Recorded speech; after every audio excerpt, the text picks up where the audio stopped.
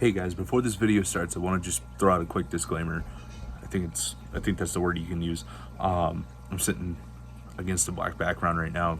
It's actually curtains, just because I don't want to show everything yet. And my room's kind of a mess. I'm in the middle of moving stuff and cleaning up, rearranging stuff like that, and that's going to come in a later video. I'm going to show you guys everything I've done. So, first off, this is going up the day before Thanksgiving, so happy Thanksgiving to everybody out there celebrating.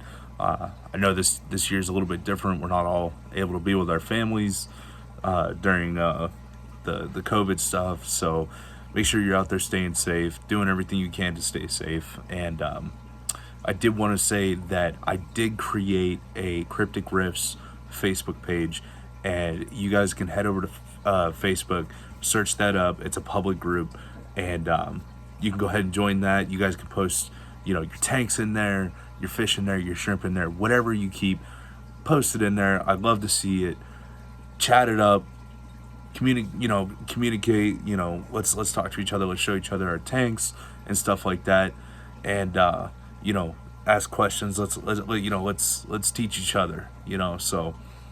And then I also am uploading new channel art that I had made for the channel.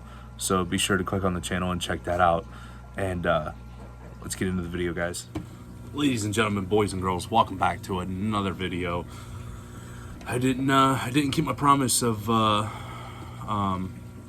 uploading regularly. I put that last video out of the red Willy tank in the back, the biggest shrimp tank I've ever done. And I got busy. So back with another video. This one, the Evo Tank makes its return. So if you guys remember before we had the Evo Tank set up, we had guppies in it. We were growing plants in the tank, seeing how well a coralite would grow the plants. So same setup. Well, tank-wise, scape is different. The last time there really wasn't a scape. It was just substrate, and then the plants were just stuck in. So this time we are stocking it with not fish, but shrimp.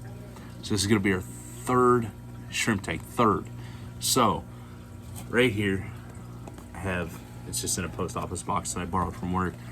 But I'm gonna take it back tomorrow when I go back to work. But I use it to put my stuff in it. So the tank, I forgot to film putting half the scape in, 3/4 of the scape in. And I apologize for that, but I will show that to you. I was kind of going for like Jeff at Flip Aquatics kind of helped me come up with the idea, and when we were talking about it, it just sounded so crazy, so cool. I was like, I just got to try this, and this tank would be perfect for it. So, as of right now, there's no plants in it. There's just rock and wood in it. But I brought home some Hydrocotyle Japan, and we're going to use that, and I'll show you what we're going to do with that. I brought home 3 moss balls, and these moss balls are absolutely awesome. We came up with a new way of keeping moss balls at the shop, and if you haven't seen that yet, I'm sure I can post a video of it on Instagram or something. So then the last thing is our shrimp. So these shrimp came in on our last import that we did at Flip Aquatics, and they came in as a golden bee, and golden bees are a crystal type of shrimp belonging to the crystal family. So these shrimp came in as a golden bee. They did fine in the golden bee parameters, which we try to keep ours at 150 TDS, and they don't look like golden bees. They look like a red bolt or a red steel. So the whole purpose of this tank is to get these guys to breed, and we're gonna see if they breed true. Even if they don't, they'll be here to they'll be here to live out the rest of their life. They'll be in this tank until the day they are all gone. Unless, of course, my dad makes me take it down, because we all know my dad's not thrilled about how many tanks I have. But we're gonna escape this up.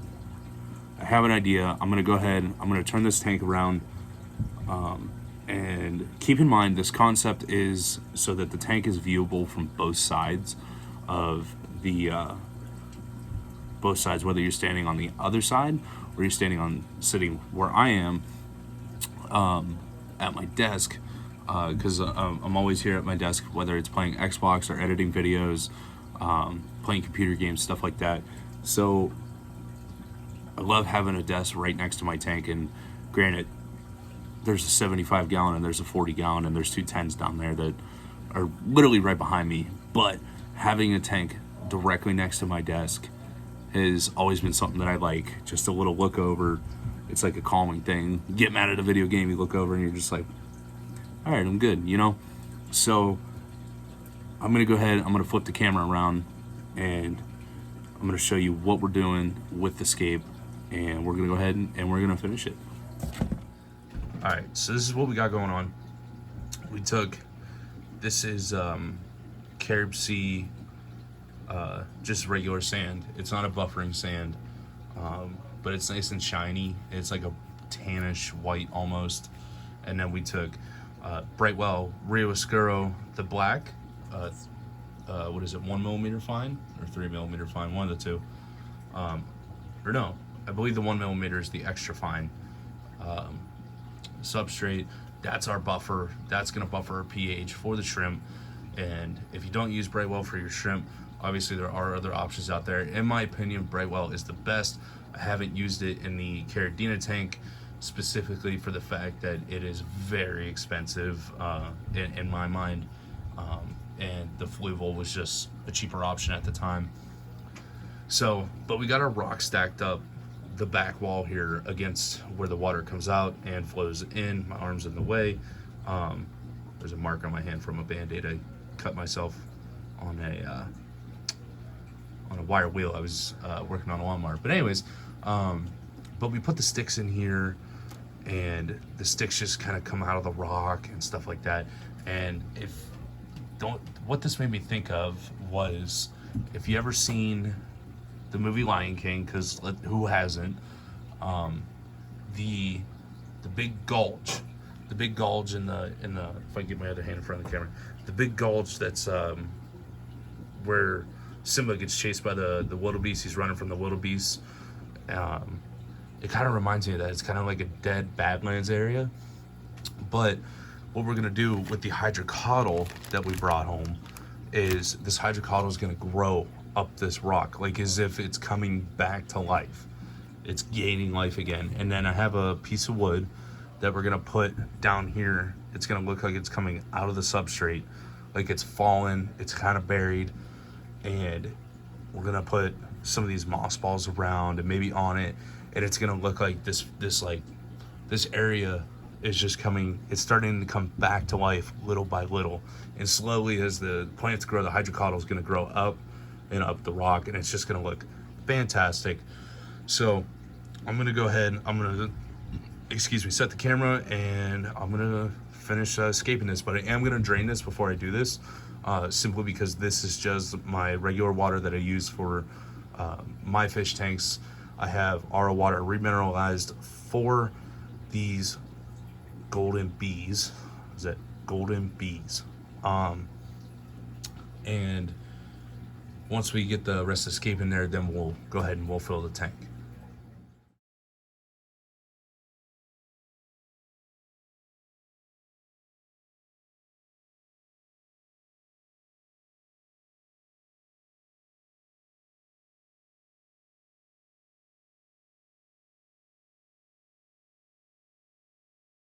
Now that we're back, we got the shrimp drip acclimating in a pitcher that I stole from my mom's cupboard. I'm gonna get yelled at for that later. Anyways, so there's the scape we're working with. The hydrocotyle is kind of doing its own thing. Eventually, I'm hoping it'll work its way up the rock instead of just kind of floating like that, even though it's stuck into the ground. Anyways, that third moss ball is just kind of floating around, and then there's two of them on this piece of wood coming out of the soil, kind of making it look like it's trying to come back to life. So once we get the shrimp drip acclimated, we'll come back, we'll put them in, and we'll wrap this video up. Alright guys, we got the shrimp drip acclimated. I'm gonna go ahead and I'm actually just gonna pour them in instead of netting them out, just to help with a little bit of stress, I think. And then I will show you.